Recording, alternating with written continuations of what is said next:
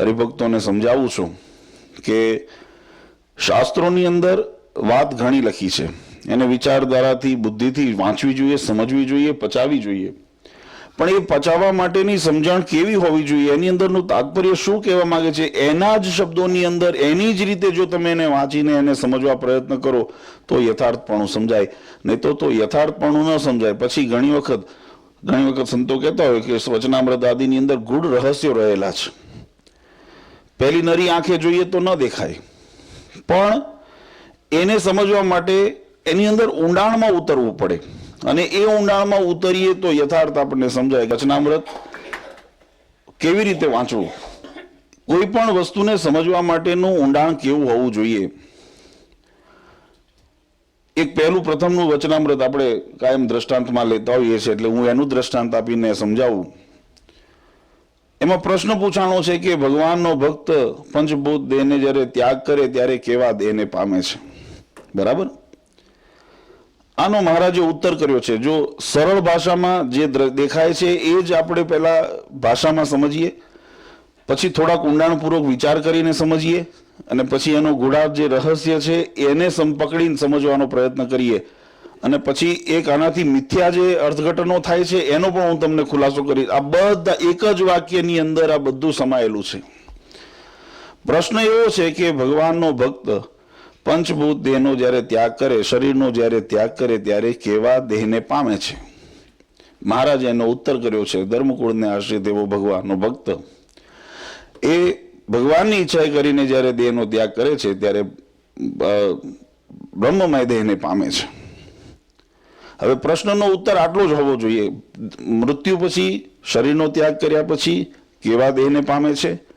તો ઉત્તર બ્રહ્મમય દેહને પામે છે. આટલામાં જો કીધું હોત તો વાક્યનો સમર્થન, એનો જવાબ પૂરો થઈ ગયો હોત. પણ મહારાજે આગળ વિશેષણો લગાવ્યા છે, બહુ મહત્વના કારણ છે. સરળતાથી આ વાત કરી હોત અત્યારે ઘણી વખત, કારણ કે સિદ્ધાંતની અત્યારે આપણે કટોકટી અને મંથન ચાલી રહ્યું છે, એટલે એક શબ્દ ઉપર એની અંદર પ્રયોગ વધારે કરીને આપણે એક ધર્મકુળને આશ્રિત એની અંદર ઉમેર્યો શબ્દ, એટલે સમજવા માટેની અંદર શબ્દની અંદર મહારાજે વાક્યની અંદર એ શબ્દ વધારાનો વિશેષણ તરીકે ઉમેર્યો, લાયકાત બતાવી. હજુ એની અંદર ઊંડાણપૂર્વક આપણે જો મંથન કરીએ, એની અંદર દ્રષ્ટિ નાખીએ, તો આ એક જે ઉત્તર છે ધર્મકુળને આશ્રિત, એટલે જો ધર્મકુળ ઉપર ભાર મૂકવામાં આવે તો મહારાજે પહેલા સ્થાન બતાવ્યું છે, ક્યાં જવું. પછી મહારાજે બીજો શબ્દ વાપર્યો છે ધર્મકુળને આશ્રિત. આશ્રિત શબ્દ ઉપર જો વજન મૂકીએ તો કેવી રીતે જવું. પહેલો શબ્દ શું છે? સ્થાન બતાવ્યું છે. ધર્મકુળને આશ્રિત, ત્યાં ધર્મકુળ શબ્દ ઉપર ભાર મૂક્યો, એના એ જ શબ્દો છે. બીજી વખત જયારે વાંચન કર્યું ત્યારે બીજા શબ્દ ઉપર આપણે ભાર મૂકીને જોયો કે ધર્મકુળને આશ્રિત હોવો જોઈએ. માત્ર કેમ છો, હેલો, હાય, ઔપચારિકતાથી મળવું, જય સ્વામિનારાયણ કહેવા, એ આશ્રિતપણું નથી. એટલે મહારાજે શબ્દ લખ્યો આશ્રિત. પછી મહારાજે ત્રીજું વિશેષણ મૂક્યું. પહેલા બે શબ્દને આપણે ગૌણ કરીએ સમજવા માટે, કે ધર્મકુળને આશ્રિત એવો ભગવાનનો ભક્ત. ભક્ત કોણ હોવો જોઈએ? ભગવાનનો, બીજા કોઈનો નહીં. ધર્મકુળને આશ્રિત એવો ભગવાનનો ભક્ત, ભગવાનના ભક્ત ઉપર ભાર મૂક્યો. એ ભક્ત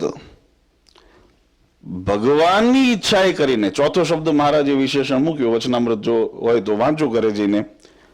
મહારાજે લખ્યું ધર્મકુળને આશ્રિત એવો ભગવાનનો ભક્ત. પછી કોઈ એમ કે અમે ભગવાનના ભક્ત છીએ, ધર્મકુળને આશ્રિત છીએ, માટે અમારું કલ્યાણ થઈ જાય, તો મહારાજે એના ઉપર પણ એક વિશેષણ મૂક્યું, ભગવાનની ઈચ્છાએ કરીને. ઈચ્છા એટલે ભગવાનના રાજીપાએ કરીને. બાહુબળના પુરુષાર્થથી ક્યારેય કોઈ સિદ્ધિ પ્રાપ્ત ન થાય, અને એમાં આધ્યાત્મિક સિદ્ધિ તો ક્યારેય નહીં. બાહુબળથી પ્રયત્ન થાય, પણ સિદ્ધિ તો ભગવાનની કૃપા બળે તો જ થાય. ધર્મકુળને આશ્રિત હોય, ભગવાનનો ભક્ત હોય, ભક્તિ કરતો હોય, પણ જો ભગવાનની પ્રસન્નતાને પાત્ર ન બન્યો હોય તો મહારાજ કે એનું કલ્યાણ થતું નથી. એટલે એ પણ શબ્દની અંદર મહિમા, એની અંદર વિશેષણ મહારાજે તરીકે વાપર્યું છે. ધર્મકુળને આશ્રિત એવો ભગવાનનો ભક્ત, અને તે ભગવાનની ઈચ્છાએ કરીને જ્યારે દેહનો ત્યાગ કરે છે ત્યારે અક્ષરધામને પામે છે, બ્રહ્મમય દેહને પામે છે. આ એક વચનામૃતને સમજવાની, વાંચવાની અને એને પચાવવાની રીત છે. આ સીધો પ્રશ્ન. પછી ઘણા એનો ઊંડો અર્થ, આમાં ગૂઢ રહસ્ય છે જ ને. એક વાક્યમાં વાંચ્યું તો શું ખ્યાલ આવ્યો કે માત્ર બ્રહ્મમય દેહને પામે છે, આટલો જ ખ્યાલ આવ્યો. થોડુંક વધારે વિશ્લેષણ કરીને જોયું તો એટલો ખ્યાલ આવ્યો કે ભાઈ ધર્મગુણને આશ્રિત હોવો જોઈએ, ખ્યાલ આવ્યો. પણ એની અંદર વધારે જ્યારે ઊંડાણપૂર્વક જોયું તો આ વાક્યની અંદર પછી ઘણા અર્થઘટન એવું કરે, જે ન લખ્યું હોય ને એમ ગૂઢ રહસ્ય ગોતે. એટલે હું ઘણી વખત કહું, ભાઈ જે લખ્યું છે તો વંચાતું નથી, તો એની જે નથી લખ્યું એ કેમ વંચાય? સીધો પ્રશ્ન છે. જે મહારાજે સ્પષ્ટ લખ્યું છે જે શબ્દોની અંદર, જો તમે એ જ સમજી શકતા નથી તો પછી એનો ગર્ભિત કયો એ તૃતીય, એનો કોઈ તૃતીયમાં જ આખું અર્થઘટન કાઢવું અને અહીંયા આગળ કેવા ધર્મનું આચરણ થાય. પછી કલ્પિત ધર્મ, પાખંડ ધર્મ અને પરધર્મ એનો પ્રવેશ થાય. એટલે મારું બહુ સ્પષ્ટપણે માનવું છે કે બુદ્ધિ તત્વનો ઉપયોગ કરવો, એવું નથી કે બુદ્ધિ ન વાપરવી, પણ બુદ્ધિ તત્વનો પ્રયોગ એ ભગવાને જે કીધું છે એના સમર્થનમાં કરવો, એને સમજવા માટે કરવો, એને પચાવવા માટે કરવો. અને એ જ્યારે યથાર્થ સ્વરૂપ ઓળખાશે પછી હું નથી માનતો કે મોક્ષ માર્ગમાં કોઈ પણ બાધા રહે, ભગવાનની સાથે હેત થવામાં કોઈ પણ બાધા રહે, ભગવાનને મેળવવામાં કોઈ પણ બાધા રહે. એ કરવાનું કાર્ય એ આ સત્સંગ છે. અને થોડીક જાગૃત, મેં પરમ દિવસે પણ આ વાત સભામાં કીધી હતી, પરમ દિવસ કે ગઈકાલની સભામાં પણ મેં કીધું હતું કે આ ક્યારે થઈ શકે? જો જાગૃત રહીશું તો. મોહ વિષય જગતના ભૌતિક સુખની અંદર આપણે અલ્પ સુખને પામવા માટે અને અલ્પ સુખથી સુખી રહીને, અલ્પ સુખથી સંતોષ પામીને આત્મકલ્યાણ માટે નહીં વિચારીએ, ભગવાનને રાજી કરવા નહીં વિચારીએ, તો આવા ઊંડાણમાં મંથનમાં ઉતરવાની પછી આપણી જિજ્ઞાસા ન થાય. જિજ્ઞાસા ન થાય તો એવું જ્ઞાન મળે નહીં. અને જ્યારે જ્ઞાન ન મળે, જો કે મહારાજે વચનામૃતમાં બહુ સુંદર વાત લખી, જો કે એને આ રીતે જ વંચાયો, મેં જે સમજાવ્યું ને આ તો દ્રષ્ટાંત આપ્યું. હવે પ્રત્યેક વચનામૃતને આ રીતે વાંચવા એટલે એનો યથાર્થ સ્વરૂપ સમજાય. મહારાજે લખ્યું કે એક જડતાની પણ મહારાજે દ્રઢ નિશ્ચય બતાવ્યો કે કેવી જડતા, ભાઈ આચું ખોટું પણ એક વખત પકડ્યું છે એવું ખોટું પકડાઈ ગયું તો ખોટું પકડાય, અને જો એવી રીતે સાચું પકડાઈ ગયું, ભગવાન પણ પછી બ્રહ્માદિ આદિને ડોલાવે તો નિશ્ચય ડોલે નહીં, તો એને મહારાજે નિશ્ચય તો કીધો છે, પણ એમાં જોખમ રહેલું શું કે જો સાચું પકડ્યું તો દોષ થાય નહીં, પણ જો ખોટું પકડાઈ ગયું તો એ ગાંઠ છૂટે નહીં, અને એ ગાંઠ છૂટે નહીં એટલે એ ક્યારેય પછી ખોટામાંથી સત્યમાં પરિણમવા શક્ય બને નહીં. એટલે જડતા છે ને જોખમ વાળી છે. દ્રઢતા હોવી જોઈએ, જડતા એ જોખમ વાળી છે. સારામાં થઈ ગઈ તો વાંધો નથી, તો પાર ઉતરી ગયા, પણ જો સારામાં ન થઈ, એનો સંશય રહી જાય અથવા તો એમાં કોઈ દોષ રહી જાય તો એ જોખમ વાળી. અને એટલા માટે બુદ્ધિ તત્વનો ઉપયોગ કરીને અને ભગવાન તત્વને પામવા માટેનો પ્રયત્ન કરવો, પણ એમાં શ્રદ્ધા અને વિશ્વાસનું પ્રાધાન્યપણું રાખીને, અન્યથા બુદ્ધિથી ભગવાન પમાતા નથી ને નથી. આ નિર્વિવાદ વાત છે. બહુ સુંદર સત્સંગની અંદર, જો કે આપણે બધા ધર્મનું આચરણ, સત્સંગનું આચરણ કરીએ છીએ.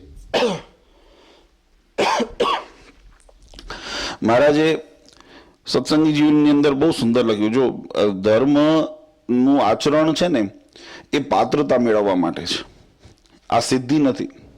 સિદ્ધિ તો ભગવાનની પ્રસન્નતાથી જ્યારે ધામની પ્રાપ્તિ થાય એ સિદ્ધિ છે, બહુ સ્પષ્ટ વાત છે.